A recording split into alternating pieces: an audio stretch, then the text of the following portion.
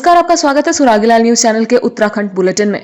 मैं हूं अनुश्री भारद्वाज और नजर डालते हैं इस वक्त की फटाफट खबरों पर। सीएम धामी ने दी हल्द्वानी को सौगात। महाशिवरात्रि पर्व पर लाखों श्रद्धालुओं ने बाल सुंदरी मंदिर व अन्य शिवालयों में किया जलाभिषेक। उत्तराखंड के डेंटिस्ट ने एक्रेलिक रेजिन से बनाई रामलला की मूर्ति। बीजेपी को चुनावी बॉन्ड के तहत मिले चंदे का ब्यौरा देने की मांग को लेकर धरने पर बैठे कांग्रेस नेता। 2 कारों से 26 पेटी अवैध देसी शराब हुई बरामद। तराई पश्चिमी वन प्रभाग के हाथी डंगर पर्यटन जोन का हुआ शुभारंभ। पीएम मोदी ने चंपावत जिले के लिए 70 करोड़ की योजना का किया वर्चुअल शिलान्यास। रेखा आर्य बोली, आंगनबाड़ी वर्कर्स की मांगों पर सरकार गंभीर। महाशिवरात्रि पर शिवालय में शिव भक्तों का उमड़ा सैलाब। अंतर्राष्ट्रीय महिला दिवस पर आंगनबाड़ी कार्यकर्तियों ने किया धरना प्रदर्शन। अंतर्राष्ट्रीय महिला दिवस के अवसर पर ग्राम स्वराज योजना के प्रदेश संयोजक विनय बत्रा के नेतृत्व में हुई प्रेस वार्ता। विधायक ने किया भव्य शिव बारात व विशाल मेले का शुभारंभ।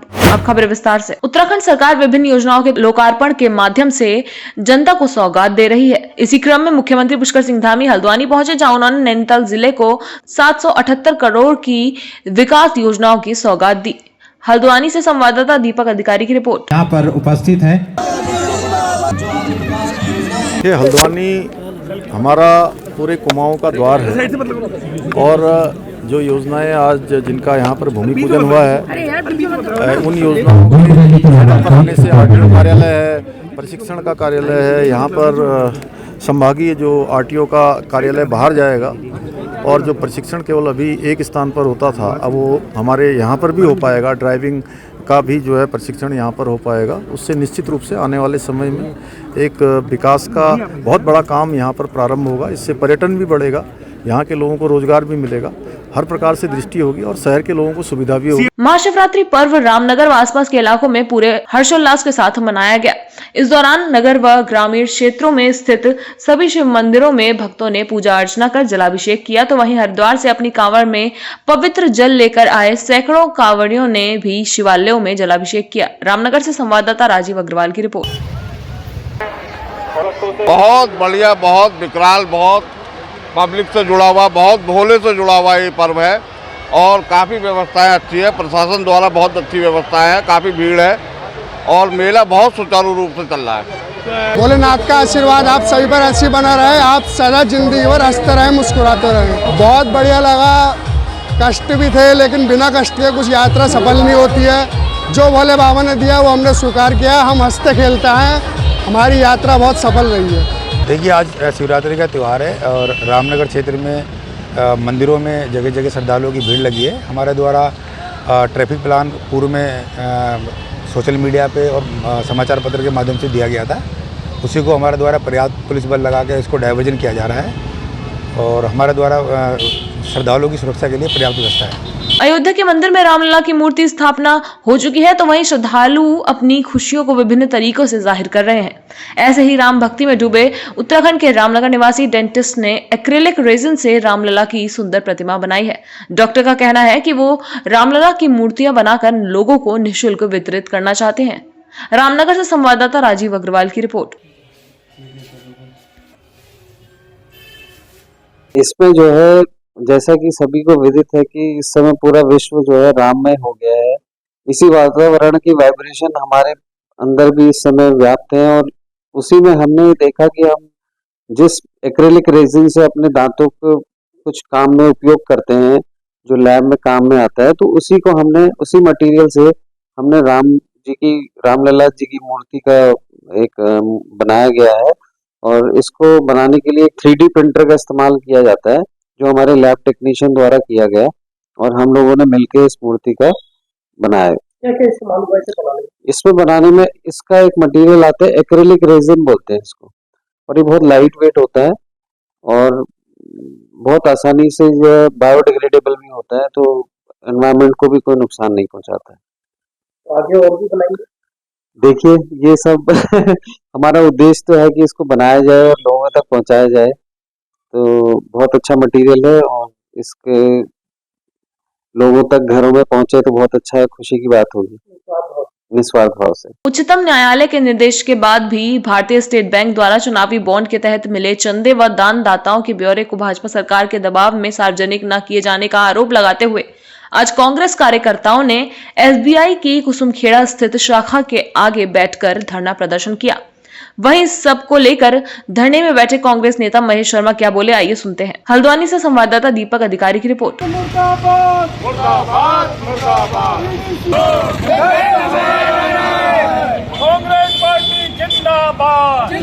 एसएसपी अल्मोड़ा देवेंद्र पीचा के नेतृत्व में अल्मोड़ा पुलिस लगातार नशे पर वार करती नजर आ रही है, जिसके तहत एसओजी, एएनटीएफ व सोमेश्वर पुलिस की संयुक्त टीम ने 2 कारों से 26 पेटी अवैध देसी शराब बरामद की। अल्मोड़ा से संवाददाता हेमंत सिंह मेहरा की रिपोर्ट। माननीय मुख्यमंत्री जी द्वारा जो नशा मुक्त उत्तराखंड जो हमें एक दे दिया गया है, उसको ध्यान में रखते हुए जो हमारे द्वारा लगातार इसमें चेकिंग भी की जा रही है और कार्रवाई भी की जा रही है। इसी में ही आज एएनटीएफ, एसओजी और सोमेश्वर पुलिस के द्वारा एक कार्रवाई की गई, जिसमें 2 वाहनों से अलग अलग लगभग 26 पेटी के आसपास देशी शराब बरामद की, जिसकी कीमत लगभग 95,000 रुपया है। भविष्य में भी इसी तरह की चेकिंग वगैरह ये जारी रहेगी। चाहे तो एक साथ होनी चाहिए, सब लोग एक साथ बैठना ही नहीं चाहते। पापा, try this. लो, सब लपक लिए।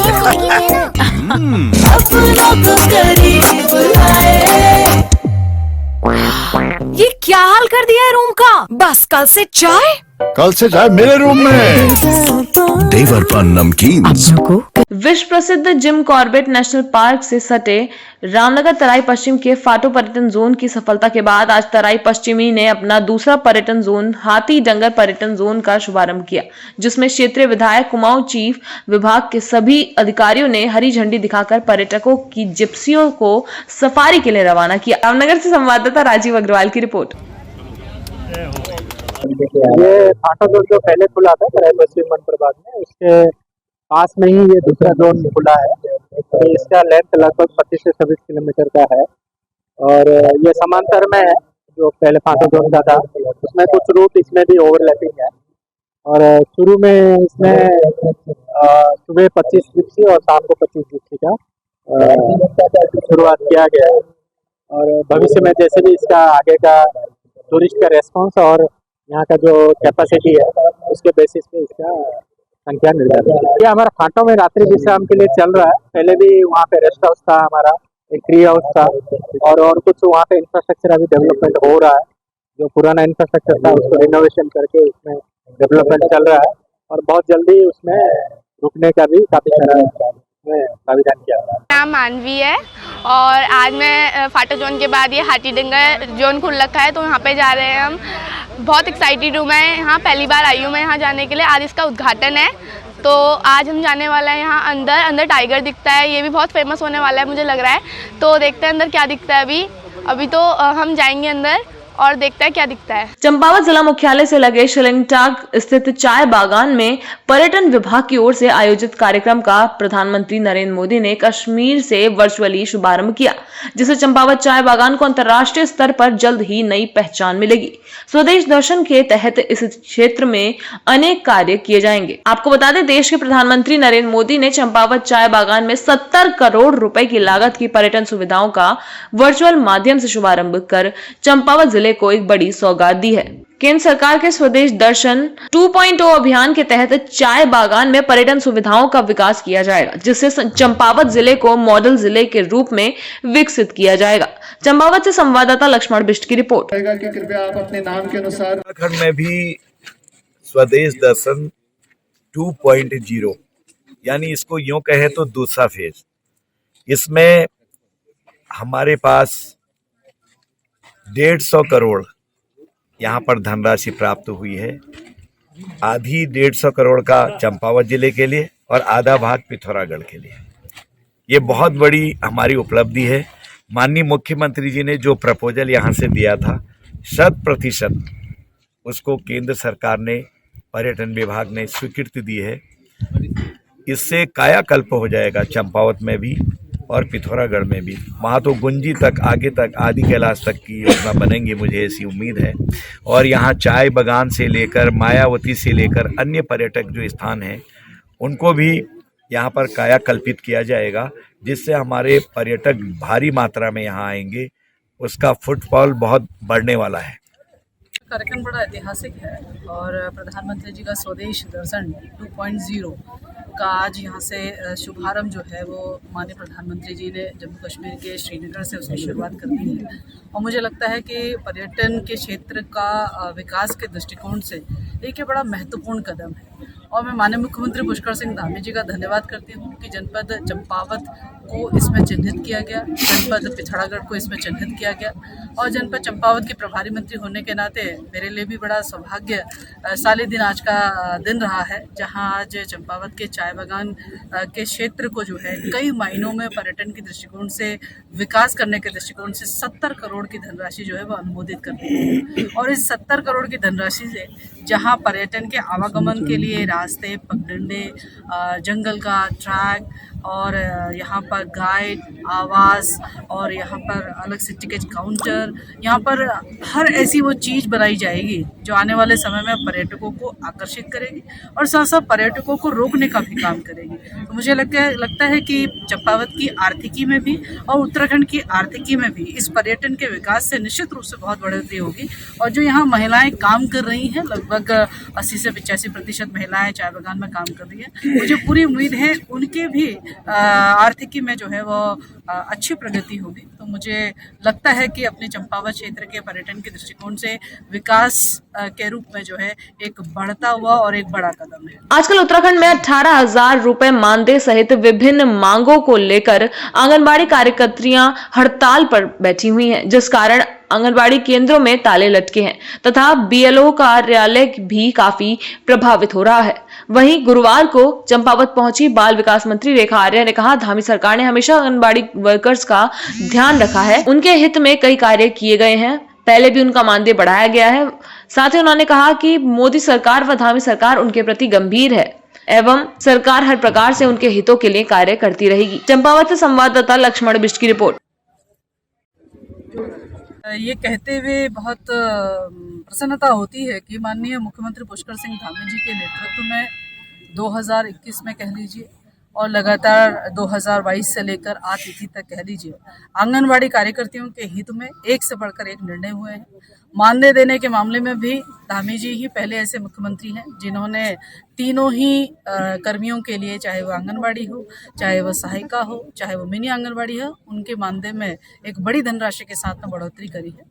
मैं मानती हूँ कि उनकी मांगे मानदेय को बढ़ोतरी को लेकर है बहुत 18,000 से 27,000 तक किए जाने तक की उनकी मांग है। मुझे लगता है कि हम लगातार कोशिश में हैं कि आंगनवाड़ी कार्यकर्तियों को उनके जिस प्रकार से वो विभाग के काम को करती हैं और जिस प्रकार से अन्य काम भी करती हैं, तो वो उनकी मांगे मुझे लगता है कि उसमें निश्चित रूप से हम लोगों को सोचना चाहिए, विचारना चाहिए। सरकार ने किया भी है, पर सब चीज़ें राज्य सरकार के वित्तीय संसाधनों पर निर्भर करती है। आने वाले समय में मैं किसी संभावनाओं से इनकार नहीं करती हूँ कि कभी भी वो समय आ सकता है जब उनका मानदेय वृद्धि हो या उनके अन्य मांगे जो हैं, जो कि हम लोग बहुत हद तक मैं समझती हूँ राज्य सरकार ने उनके साथ बैठ के भी किए, स्वयं मैंने भी उनकी संगठन के साथ बैठ के करी, उनकी मन की भावनाओं के अनुरूप आज आपके पास में एक भी शिकायत नहीं होगी कि हमारे को मानदेय नहीं मिला है। मैं समझती हूँ पहले आंदोलन इस बात के हुआ करते थे कि हमारे को 6-6 महीने का मानदेय अभी तक प्राप्त नहीं हुआ। आज प्रधानमंत्री जी और माननीय मुख्यमंत्री जी के नेतृत्व में हम ये देख रहे हैं कि आंगनबाड़ी बहनों का आतिथ्य तक उनका जो मानदेय है वो 100% उनके जिलों में जा चुका है। भवन किराया है 100% उनके जिलों में जा चुका है। एक ऐतिहासिक निर्णय जो मिनी आंगनबाड़ी कार्यकर्ती थी, जो हमेशा कहती थी कि हमारा प्रमोशन होना चाहिए, हमें आंगनबाड़ी कार्यकर्ती के रूप में हमारे को भी पदोन्नति होनी चाहिए क्योंकि हमारा भी वर्क नेचर या वर्क कल्चर बिल्कुल एक जैसा है, वह भी मांग राज्य सरकार ने और केंद्र सरकार ने पूर्ण करने का काम किया है। तो हम बहुत जल्द जो है 9 तारीख को मिनी आंगनबाड़ी कार्यकर्तियों को आंगनबाड़ी कार्यकर्ती के रूप में जो है समायोजित किए जाने का नियुक्ति पत्र स्वयं जो है मैं अपने हाथों से उनको देने जा रही हूँ। तो मुझे लगता है कि हम लोग लगातार जो है आंगनबाड़ी बहनों की मांगों को पूर्ण करने का काम कर रहे हैं। आने वाले समय में मुझे लगता है कि जो उनकी भावनाएं हैं उनके लिए हम बिल्कुल सकारात्मक रुख अपनाए हुए हैं। हम चाहते हैं कि वे हमारे विभाग की ताकत है और उनकी ताकत जो है इसी प्रकार मिलती रहे। शुक्रवार महाशिवरात्रि के पर्व पर लोहाघाट के प्रसिद्ध ऋषेश्वर महादेव मंदिर में शिव भक्तों की सुबह 5 बजे से ही भारी भीड़ उमड़ी। शिव भक्त भोले के दर्शनों के लिए घंटों लाइनों में लगकर अपनी बारी का इंतजार करते दिखाई दिए। बता दें, भक्तों के द्वारा महादेव का दुग्धाभिषेक व जलाभिषेक किया गया तथा ब्राह्मणों से क्षेत्र व अपने घर की सुख शांति के लिए पाठ पढ़वाया गया। वहीं मंदिरों में सुरक्षा व्यवस्था के लिए पर्याप्त पुलिस बल इंस्पेक्टर अशोक कुमार के नेतृत्व में मौजूद रहा। लोहाघाट से संवाददाता लक्ष्मण बिष्ट की रिपोर्ट। वासियों को जो है महाशिवरात्रि की बहुत बहुत बधाइयाँ और आशीर्वाद बना हुआ ईश्वर का। हमने जगह जगह जो है फोर्स की ड्यूटी लगा रखी है, कई पॉइंट बना रखे हैं। अभी जो डोला निकलेगा, डोले में भी हमारी चाक चौबंद व्यवस्था है पूरी, किसी प्रकार की कोई समस्या नहीं आएगी। यातायात व्यवस्था की हमने पहले से इकट्ठी कर रखी है कि हमें किस जगह रुकना है और कहाँ से हमें रुकना है। चाहे तो एक साथ होनी चाहिए, सब लोग एक साथ बैठना ही नहीं चाहते। पापा ट्राई दिस। लो सब लपक लिए।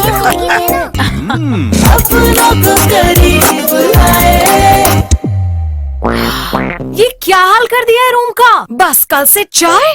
कल से चाय मेरे रूम में।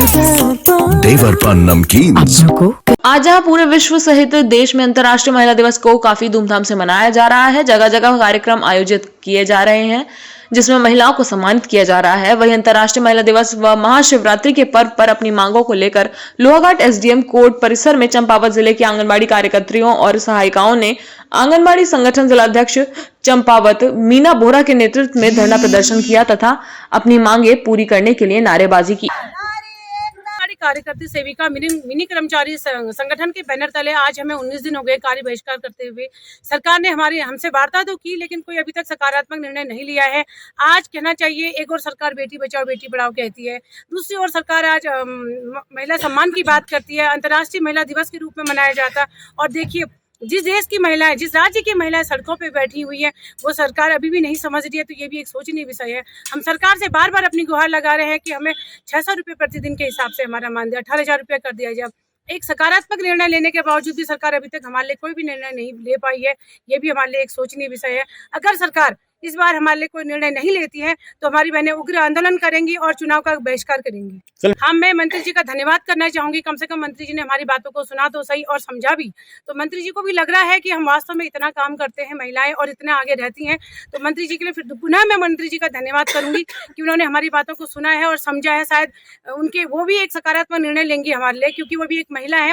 महिला होते हुए अगर वो हमारे बारे में इतनी सोच रही हैं तो उसके लिए पुनः उनका धन्यवाद करूंगी। अंतर्राष्ट्रीय महिला दिवस के अवसर पर ग्राम स्वराज योजना के प्रदेश संयोजक विनय बत्रा के नेतृत्व में संदेश खाली पश्चिम बंगाल में हुए महिलाओं के उत्पीड़न के विरोध में पत्रकार वार्ता की गई। अभ्युदय क्लब के प्रदेश खेल प्रभारी भारत भूषण चुग ने कहा कि ग्राम स्वराज संपूर्ण भारतवर्ष में आदिवासी वनवासी समाज के बीच में ग्रामवासी के दर्द को स्वर देने का कार्य कर रहा है। किसी भी प्रकार से ग्रामवासियों का उत्पीड़न या शोषण ना हो, इसके लिए समाज में जागरूकता आनी चाहिए। रुद्रपुर से संवाददाता दुर्गेश तिवारी की रिपोर्ट। बातों को नहीं माना जाता। महिला दिवस हमें तो हर वर्ष तो हम लोग बड़े खुशी और उत्साहपूर्ण से इसको मनाते हैं। और जो बहनें हमारी, जो मातृशक्ति समाज में अच्छा काम कर रही है, खेल में अच्छा काम कर रही है, शिक्षा में अच्छा काम कर रही है, उनको सम्मानित करने का काम हम लोग करते हैं। लेकिन आज बड़ा ही दुर्भाग्यपूर्ण हमें कहना पड़ रहा है, और आज वैसे भी एक महाशिवरात्रि का इतना बड़ा पर्व भी है, लेकिन हमारी जो मातृशक्ति बहनें, हमारी माताएं, जिनके साथ बहुत ही दुर्व्यवहार हुआ और उनके साथ शोषण हुआ, और उनके शोषण और दुर्व्यवहार के बाद पता भी लग गया कि किन लोगों ने ये किया है। लेकिन राजनीतिक तुष्टीकरण के कारण संदेश खाली में, क्योंकि वो वहाँ की जो सत्ताधारी पार्टी है तृणमूल कांग्रेस के नेता शाहजहां शेख और उत्तम सरकार और उनकी पूरी टीम, जिन्होंने ये दुर्व्यवहार किया, उन पर कोई कार्रवाई ममता जी की सरकार, ममता जी खुद एक महिला मुख्यमंत्री है, उसके साथ उस क्षेत्र की जो सांसद है वो भी एक महिला है, उसके पश्चात भी उनको शर्म नहीं आई और उन्होंने उसको और जब गिरफ्तार भी किया हाईकोर्ट, सम्मानित हाईकोर्ट और सम्मानित सुप्रीम कोर्ट के आदेश पर, तो उसको ऐसा वीआईपी ट्रीटमेंट दिया जा रहा था जैसे कोई वो वीआईपी बंदे के साथ साथ पुलिस चलती है। उसको ना हथकड़ी लगाई गई, ना उसको हाथ पकड़ के पुलिस वाले ले जा रहे थे। तो हम राष्ट्रपति जी के माध्यम से को निवेदन कर रहे हैं, आदरणीय जिलाधिकारी जी के माध्यम से, कि ऐसी सरकार को तुरंत बर्खास्त कर दिया जाए अगर वो कार्रवाई नहीं करती तो। क्योंकि यहाँ पहला मुद्दा नहीं हुआ पश्चिम बंगाल सरकार में, वहाँ तुष्टीकरण की लगातार राजनीति चल रही है और वहाँ पर ये गलत हो रहा है। तो हम जो एकलव्य हमारे ग्राम स्वराज योजना की टीम है, ये आज यहाँ नहीं पूरे देश में जिला मुख्यालयों पर हम लोग ज्ञापन दे रहे हैं जिलाधिकारी महोदय को, और एक प्रेस वार्ता करके लोगों को जानकारी दे रहे हैं। और अगर इस तरह की कोई कार्रवाई उन पर ठोस से ठोस कार्रवाई ना की गई तो हम इसको आंदोलन करने में पीछे नहीं लगेंगे। क्योंकि जो हमारा एकल अभियान है ये आदिवासी और गिरिवासी और वनवासियों के क्षेत्र में काम करता करता है। और ये भी एक सुदूर गांव की क्षेत्र की महिलाएं थी, आपने देखा होगा उन्होंने जिस दिन शाहजहां शेख और उनकी टीम को पकड़ा गया तो वहां उन्होंने होली मनाई, सिंदूरा खेला, वहां कहते हैं सिंदूर से होली मनाई और आतिशबाजी की। लेकिन उन्होंने कहा कि असली हमारी दिवाली तब होगी जब इनको फांसी पर लटकाया जाएगा या कठोर से कठोर सजा दी जाएगी। आंदोलन आज प्रेस वार्ता करके हम आप लोगों को, समाज को सारे बता रहे हैं कि अगर वहाँ की सरकार उस पर कार्रवाई नहीं करती है तो बिल्कुल आंदोलन किया जाएगा, नाव खाली नहीं बनने देंगे।